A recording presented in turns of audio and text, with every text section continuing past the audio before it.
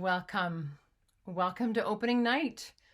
This is Voices from the Stones, 50 Nights with TinaO.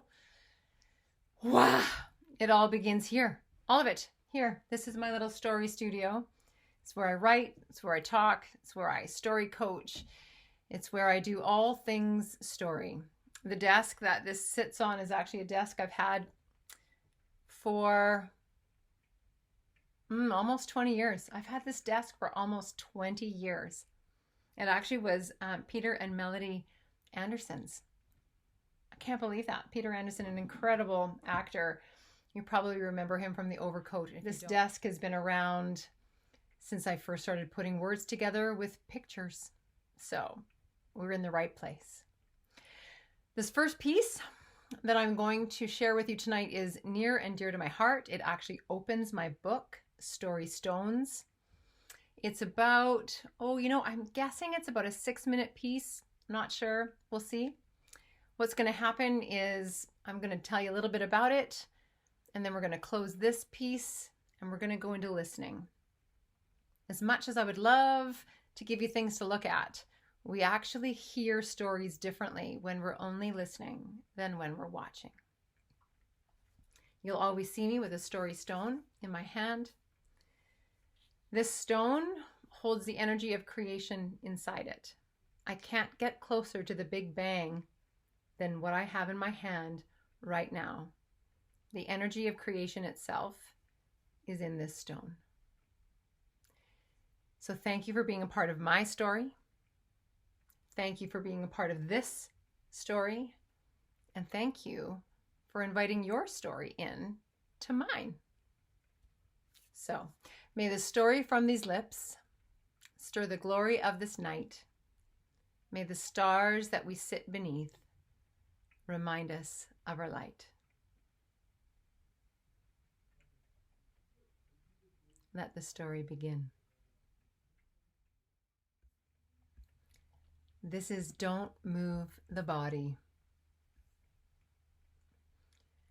When people are dying, it's often the last roll of their body which begins the actual death. The organs move, which triggers the body to finally let go. Our family moved from a small cabin in the woods to a modern 5-bedroom home only 9 months ago, and I'm almost positive it set off the free fall that's now my marriage. I miss our cabin. So it was falling apart. So the winters invited the mold in, and so I hated that. While I was growing tired of the constant work to keep it warm, keep us organized, and keep us inspired, there was a freedom there. I can't quite put my finger on why. I don't really know. Maybe it was the kitchen. God, I fucking loved that kitchen. Seriously, I could have done all kinds of things on that huge butcher block island. I didn't, but I knew I could if I wanted to, and I think that's the kind of freedom I'm talking about. This was an old hippie house. We called it the Barbell because it was built in the 70s, or so we think, with 2 hexagons of living space on either end, with a kitchen in the middle. It had single pane glass, scuffed up floors, and really tiny crappy old bathrooms with toilets that always plugged. Just as there are beater cars, this was a beater house. I lovingly called it our cabin in the woods over the summertime and our shack in the winter. We thought we'd live there forever. We were on 2 acres of shady land which backed onto the side of a mountain. Our first autumn there, or spider season as they say on the West Coast, the wolf spiders would crawl up through the floor to escape the rain, and I'd shriek. I'm a city girl who likes to camp and not a camper who likes the city, and there's a difference. Eventually, I was brave and gave them license to come back by flicking them out the sliding door instead of squashing them with my boots. And over time, I even made friends with the summer garter snakes who lived in the tall grass. I felt young there because I didn't have to be so careful all the time. When our dog was a pup, I could chase him through the house around that damn kitchen island. And he's not a small dog. He's huge with a big, scary voice. He could bark at me and I could howl at him.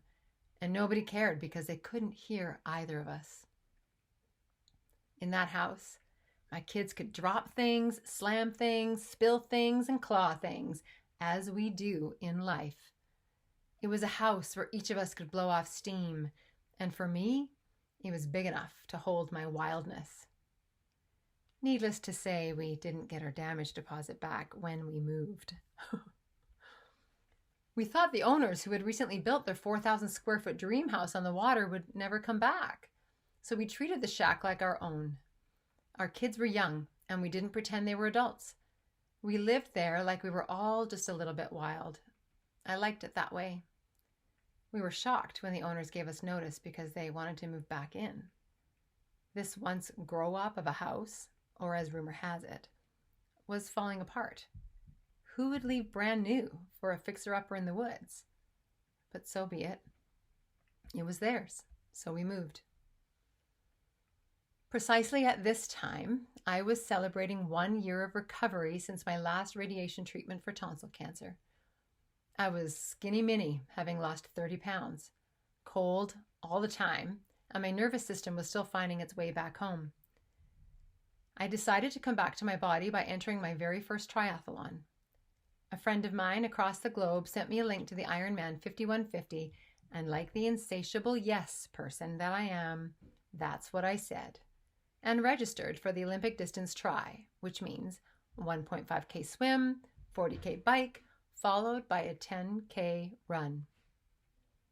Training and doing the race was highly distracting from the move, yet as I look back, the triathlon brought its own life-death life cycle to the surface too.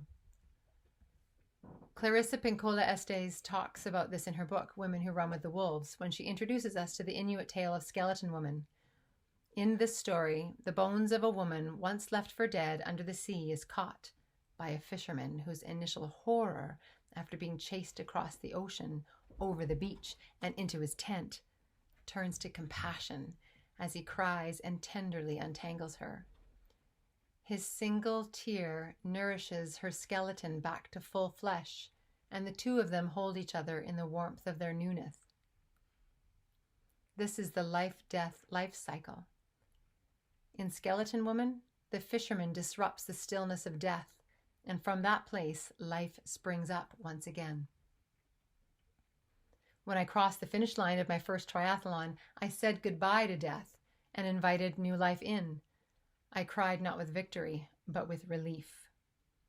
Within weeks of finishing the race, we were packing and moving this new and stronger body of mine with her 3 children into a new home. Our rent increased. We pay twice the amount where we are now, but the house is beautiful. We'd love to pay less, but the current housing market didn't allow for that with only one house available to rent here. We were catapulted into a completely different lifestyle. We are a family of 5, and this big, beautiful home has 5 warm bedrooms for us. This means each person now has a place to go. My husband and I have a bedroom. I have an office. The 2 older boys have bunked up, saving a room for their computer gaming stuff, and our littlest one has a sweet, sweet bedroom to play in. There are even 2 living spaces which gives the adults a place to relax and talk. And the kids, all the room they need to mess around. Except this house is pretty, and it begs that we take good care of it. While there are smooth hardwood floors, indoor hockey's not going to happen in this place. While there is a kitchen with all new appliances, there's no kitchen island to do anything on. No space to risk spilling paint on the floor or dropping a plate with the abandon of expression and carelessness. We're even steps from the beach. And while we don't have everything, we have most of what we should have. My husband and I should be happy. I kicked cancer's ass. I am alive. I completed my first triathlon. I'm strong. My illness was a chance for us to find each other, for me to rest in his care, to rally around my life as I put back on every pound I had lost. We should be happy. I have found my life's work. I've let go of a career that was not mine to embrace one that is. And while it's true our expenses have doubled and we're flat out broke right now, I've been hopeful about a sustainable future for us. I know this money thing's just temporary. And this is what transition looks like, feels like, and is like. We should be happy, but we're not. We are free falling. I'll say it. We are dying. Cancer, the triathlon, my career change, the move. Something shook the body, and now the organs are letting go. We never had an easy marriage, but we fought to have what we created. And my guess is that this body is exhausted. If I can only take one movie with me to watch as I die, it will be Antonia's line. The film opens on Antonia, now an elderly woman, as she wakes up to an empty room. And she says, "Today's the day I'm gonna die." And so the story begins and unfolds her lineage for all of us to discover that in the messiness of life, peace and pain often trade places unexpectedly, and yes, even beautifully. This is a message I understand. My husband and I have been together for 17 years, and whenever things have gone sideways, which is often, even in our bleakest hours, I would hear, "Stay here," in my head, and I always trusted it. This time, the narrative has changed. We are dying. This is where the pain between us lets go. This is where the distance, the unbridgeable, the gap we could never talk about, is told. And it's just so damn unfair to come this far, to love this much, and to work this hard.